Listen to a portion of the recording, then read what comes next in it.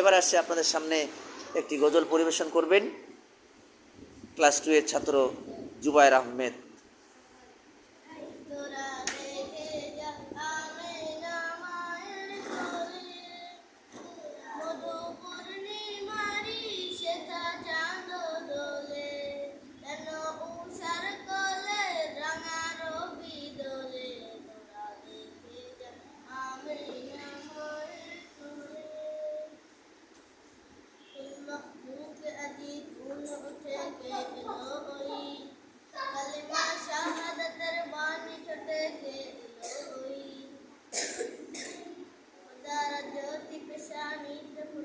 আকাশে